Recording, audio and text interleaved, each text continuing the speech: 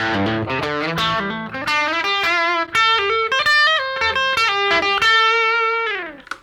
what's up, good people? This is JJ here with a guitar lesson called The Pirate Scale. Learning this particular concept, to me, was like a eureka moment. And it stems from the idea, as I always say in my lessons, that the guitar is a pattern-based instrument, tuned to E, A, D, G, B, and E. I'm sure you know that. So assuming that you know a few scales and you know a number of chords and you know how to find the root notes on the instrument in a particular chord, that is the pre-knowledge that you will need in order to understand what I'm about to tell you. If we take a look at an E chord,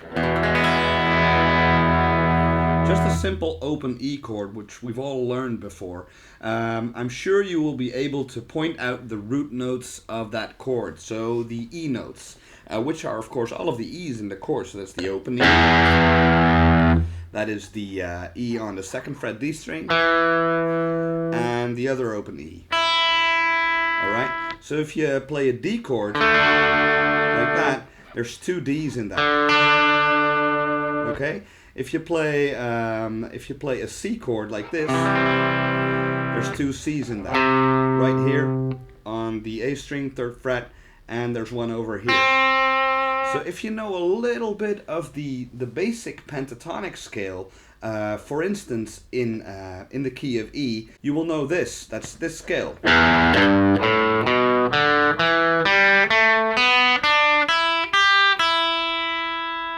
Okay? That's a 5-note scale based around the key of E. So all of the E's, if I outline those, they're right there. Okay?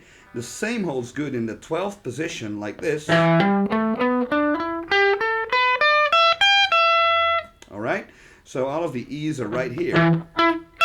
Now the pirate scale concept basically says if you're able to find all of the root notes all over the neck, you can easily build licks around those root notes by simply involving some of the notes from the pentatonic scale. That way you will not have to memorize all 5 positions of the major or minor pentatonic scale or major or minor scale. You can just find the root notes and the patterns will be the same all over the neck. So for instance, if we go to the key of A, on the 5th fret of the E string, so here's the A, alright, and you play this pattern, that's 3-5 on the E string, 3-5 on the A string, and 7 on the A string. Kind of looks like a little flag. Alright, some people call this the frying pan because it looks like a frying pan.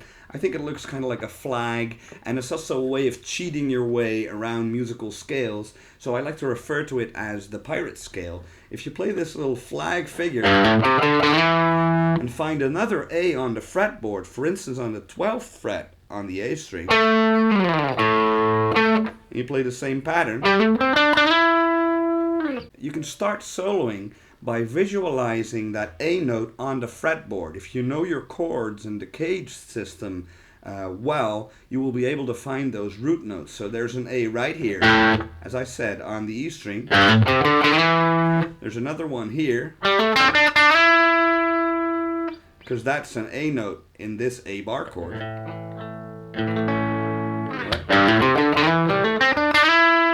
And there's another one right here.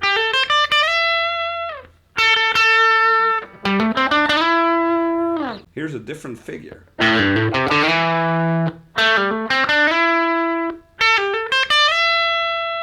I can play it over here as well. Or over here.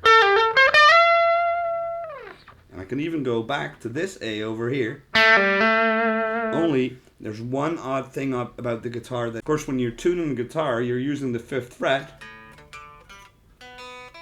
Except when you get to the B string, you're using the 4th fret.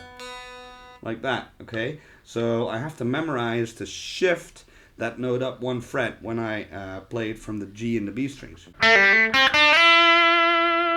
So if you're able to find those root notes, you will always be kind of safe, assuming that right below it, 2 frets below the root note, Right above it on the same fret on the adjacent string, and underneath it and above it, you have this little flag figure.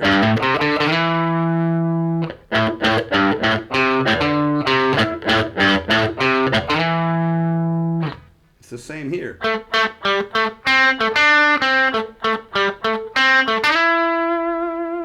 And that same pattern applies to all of the notes on the guitar's neck. So if I were to go to F sharp, for instance, that's the second fret on the E string right here, and visualizing this basic F sharp chord in the open E fingering with the bar, I know my F sharps are right here,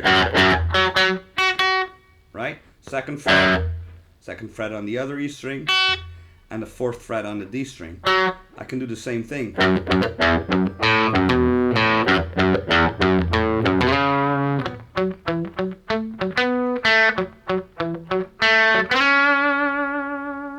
Let's go to B, for instance. That is the 7th fret on the E string.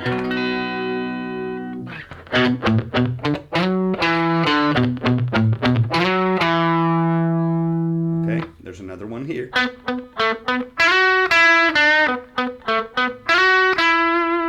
I know there's another B right here, because logically this is a B chord.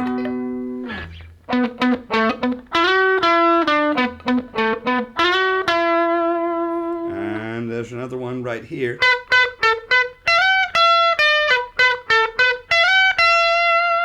And I'm playing the B string 1 fret higher from the normal flag figure, because this is tuned to the 4th fret, right?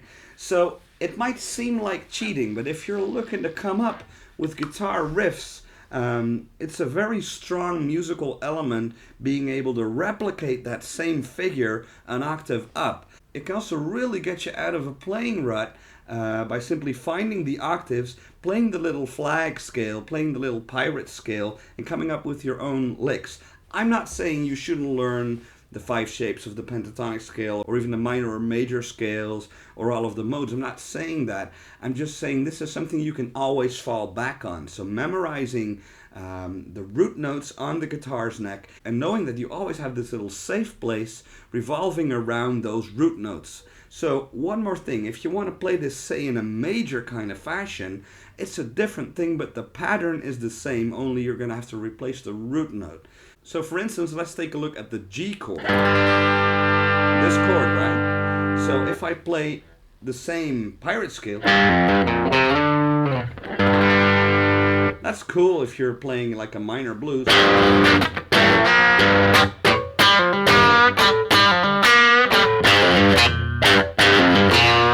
You know, but what you really want is that major figure. You should look at the root note like this.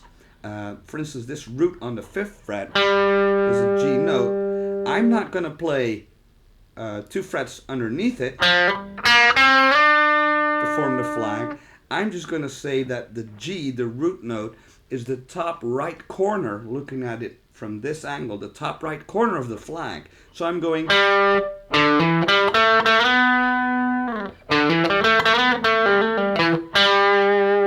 It's the same figure.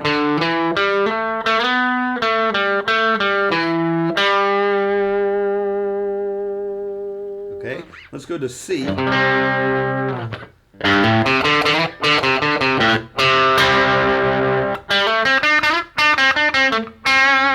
Let's move that to A. Right here, so here's an A.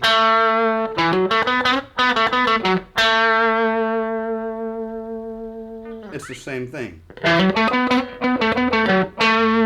So there you have it, the Pirate Scale by J.J. Tanis Rocks. Hope you liked it. If you did, please share it, like it, subscribe if you're not a subscriber yet. I do gear demos, guitars, amps, pedals, and lessons every once in a while, and I'd be happy to have you as a subby. So take care. Signing off. JJ out.